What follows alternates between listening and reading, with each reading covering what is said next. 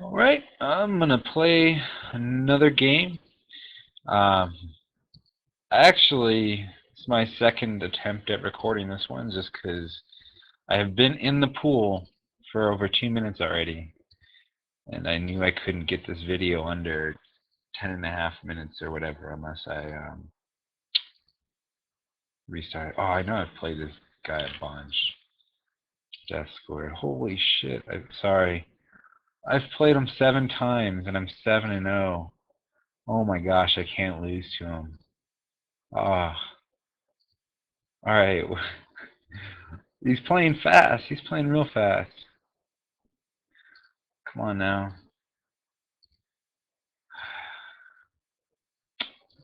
All right, whatever. You can take that. That's not what I normally play. I should just play what I normally play.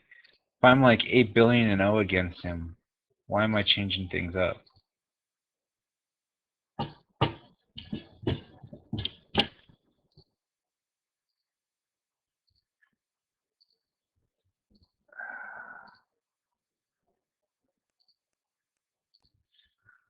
Oh, he's got tricks.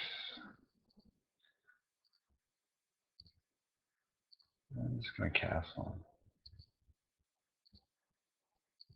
His tricks aren't the same with, if he plays knight f4. I mean, now obviously he doesn't have all the like the pin stuff. Started to play like e6 or whatever, because knight f4, e6, knight takes, d5, and I can't take because I'd be pinned with the king, right?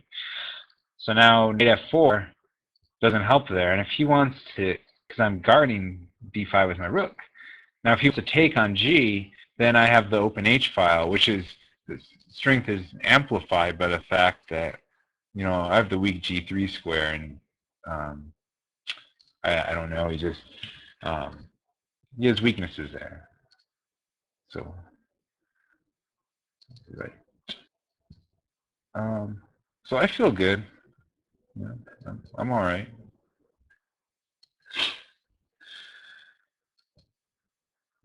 Now I got to figure out. I'll probably play something like e6, put myself back in the pin, which is fine, and I'll play something like bishop d6 because I want to eye those dark squares.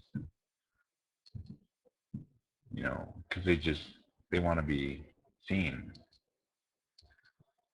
Now h2 is a threat. And I think I don't know, he could play something like g3, but that looks ugly. f4, but his bishop kind of gets stuck in there. Oof, the things I want to do to him. Oof. All right. Well, I have queen c7 is interesting. Knight h5 is interesting. And h5 is interesting. I think I'm just going to play h5 and just ask his bishop what he wants to do. My queen can do other things on b6. And maybe I want to, if he takes here, I mean, I guess there's some lines when I might want to swing it to d8. Whereas I know I'm going to double my rooks. I know that's happening.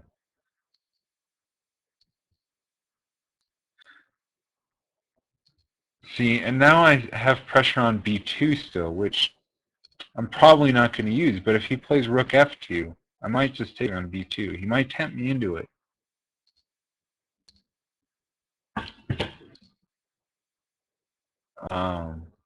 Or I might still play queen c7, keep the pressure up.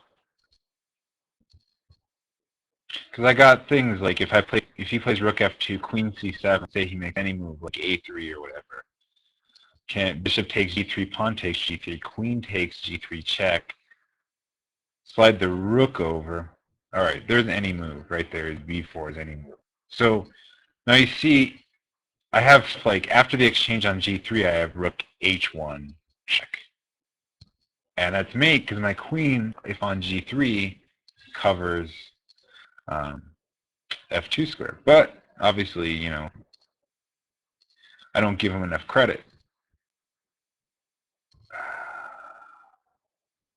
Okay, this is good for me because after take, I play knight g4.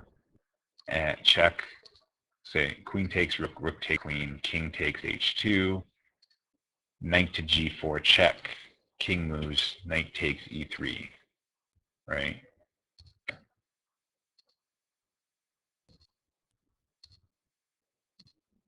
Oh man. All right.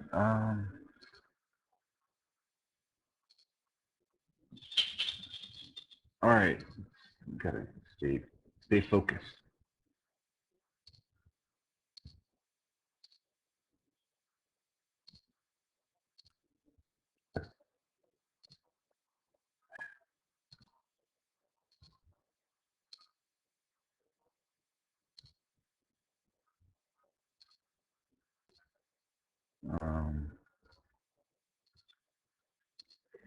All right.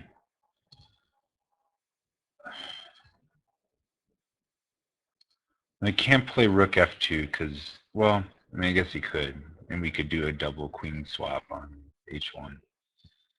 But then after that double queen swap, I don't know, knight g4, does that do anything?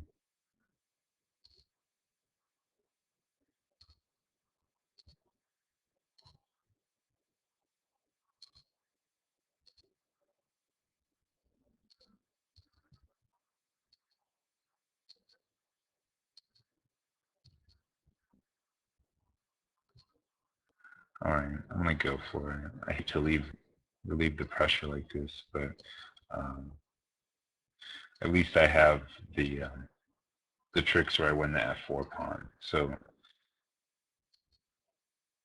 okay, so what I'm saying here is take on e3 and take like thus, right?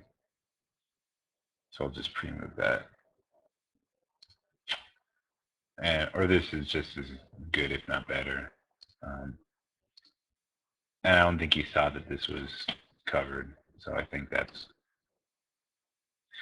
8-0. 8-0. How does anyone let me beat them 8 times? Come on now, not that good. Dang, 8-0. I'm sorry, man.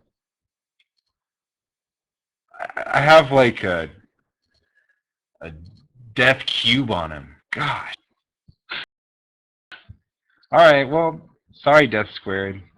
I mean, he's obviously a better player than that. It's just one of those weird things where I think it's if he's looked at his stats versus me, it must be psychological. But I'm sorry, man. All right, that was fun. I'll talk to you guys later. I just couldn't lose.